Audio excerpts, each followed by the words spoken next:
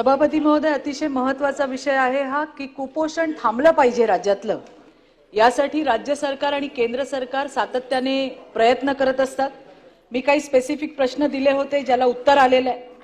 यामध्ये सगळ्यात महत्त्वाचा विषय हाच आहे की आदिवासी ज्या आमच्या गरोदर माता भगिनी आहेत आणि स्तनदा माता आहेत त्यांना डॉक्टर APJ अब्दुल कलाम अमृत आहार योजनेच्या अंतर्गत चौरस आहार दिला जातो, जो त्यांच्यासाठी पूरक आहे। बाळ सक्षम जन्माला यायला हवं यासाठीचा हा आहार आहे। त्याचा रेट 45 रुपये। ज्या बचत गटांच्या माध्यमातून आपण हे करून घेतोय त्यांची मागणी आहे सततची की याचा दर वाढवून दिला पाहिजे। मला उत्तर आलेलं आहे 2023 ला याच्यामध्ये वाढ केली आहे, 2025 चालू आहे। जर सगळ्या गोष्टी आपण बघितल्यात, पोळी किंवा भाकरी, कडधान्य, डाळी, सोया दूध, शेंगदाणा लाडू, अंडी, केळी, नाचणी हलवा, फळं, हिरव्या पालेभाज्या, GST, बचत गटाची मजुरी, हे सगळं बघता याचे रेट वाढले पाहिजे। तिसरा माझा स्पेसिफिक प्रश्न जो मी दिला होता की आदिवासी भगिनींसाठी ही जी योजना आहे ही चांगलीच योजना आहे, पण त्याच बरोबरीने राज्यात ज्या इतर गरोदर महिला आहेत, ज्या स्तनदा माता आहेत, त्यांना फक्त 8 रुपयामध्ये पोषण आहार देण्यात येतो। बरं, त्याच्यात काय देतात?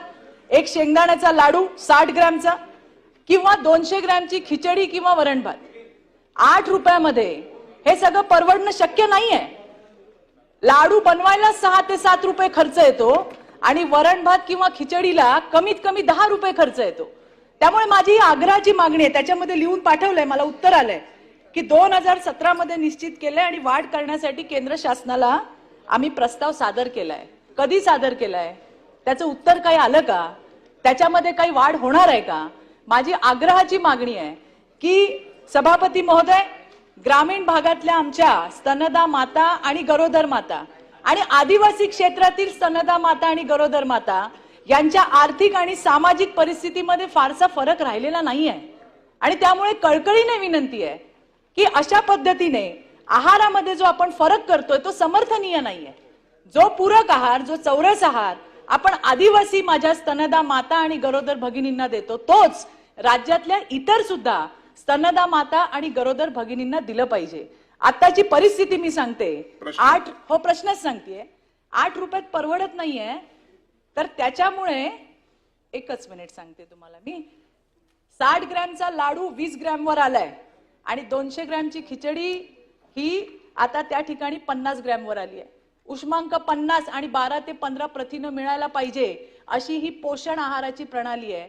जर अशा पद्धतीने परवडत नाही म्हणून जर देत असेल तर कुपोषण दूर कसं होणार? याच्यासाठी राज्य सरकार म्हणून आपला प्रयत्न त्या ठिकाणी काय आहे? केंद्राकडे पाठपुरावा केला असेल तर त्या ठिकाणी त्यांचं उत्तर काय आलंय? कधी वाढवून देणार आहेत? आणि सगळ्यात महत्त्वाचं, जो माझा तिसरा प्रश्न मी लिहून दिलाय की आदिवासी माता आणि त्याचबरोबर इतर सर्वसामान्य माता यांना सुद्धा सारखा आहार देण्यात यावा आणि ज्यांच्याकडनं आहार बनवून घेतोय त्यांना 45 रुपये परवडत नाहीयेत, त्याच्यासाठी पुन्हा एकदा राज्य सरकारने केंद्र शासनाकडे फक्त शिफारस नाही करावी तर त्याचा फॉलोअप सुद्धा घेतला पाहिजे। हा माझा स्पेसिफिक प्रश्न आहे, असं केलं असेल तर उत्तर द्यावं। सभापती महोदय, सन्मान्य सदस्य महोदय, चित्राताईंनी जे प्रश्न विचारलेले आहेत त्याच्यामध्ये खरं तर 2 स्वतंत्र योजना आहेत। अमृत आहार जी योजना आहे ती राज्य शासनाने सुरू केलेली योजना आहे, म्हणजे राज्यच ती योजना चालवत असतं। आदिवासी विभागाकडे त्याचा निधी हा प्राप्त होत असतो आणि मग त्याच्यातून महिला व बाल विकास विभागाला ते निधी प्राप्त करून अंमलबजावणी करण्याचं काम हे महिला व बाल विकास विभागाचं असतं। पूरक पोषण आहार योजना जी आहे ही केंद्र शासनाची योजना आहे आणि त्याच्यामध्ये 50% भाग हा केंद्र शासनाचा आणि 50% हिस्सा हा राज्य शासनाचा असतो। आणि गेल्या वर्षी आपण राज्य शासनाच्या वतीने हा प्रस्ताव त्या ठिकाणी केंद्र शासनाला पाठवला की 8 रुपयावरून किमान शालेय शिक्षण अंतर्गत जे पोषण आहार सुरू असतं त्याच्यामध्ये जसं किमान 15 रुपये हे त्यांना दर ह्याला दिले जातात, त्याच पद्धतीनं किमान 12 रुपये म्हणजे 4 किंवा 5 रुपयाची तरी वाढ ही त्या ठिकाणी करण्यात यावी। आणि यंदाच्या केंद्राच्या अर्थसंकल्पामध्ये मंत्री महोदयांनी घोषित केलेला आहे की त्या संदर्भामधला सकारात्मक त्यांनी प्रयोजन करून ते वाढ हे त्याच्यामध्ये करणार आहेत। अमृत आहार योजनेमधला जो चित्राताईंनी सन्मान्य सदस्यांनी या ठिकाणी मागणी केलेली आहे की त्याच्यामध्ये सुद्धा वाढ करण्यात यावी. आम्ही महिला व बाल विकास विभाग म्हणून आदिवासी विभागाकडे त्या संदर्भातला प्रस्ताव पाठवू आणि त्याचा पाठपुरावा सुद्धा करू. आणि जशी 2 वर्षाच्या कालावधीमध्ये 35 रुपयावरनं 45 झालेला आहे, त्याच्यामुळे आदिवासी विभागाकडे आम्ही त्याचा संबंधित सकारात्मक प्रस्ताव पाठवून तोही विभाग आम्हाला सहकार्य करेल अशीच या निमित्ताने विभाग म्हणून आम्ही अपेक्षा ठेवत आहोत.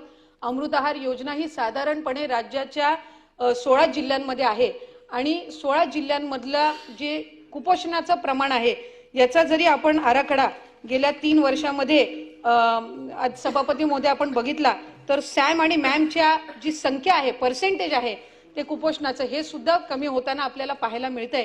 आणि आम्ही पुढच्या 2.5 वर्षाच्या कालावधीमध्ये राज्याचे मुख्यमंत्री देवेंद्रजी फडणवीस साहेब, उपमुख्यमंत्री शिंदे साहेब आणि अजितदादा यांच्या नेतृत्वाखाली ही संख्या अधिकाधिक कमी म्हणजे शून्यावर आणण्यासाठी विभाग म्हणून प्रयत्नशील आहोत.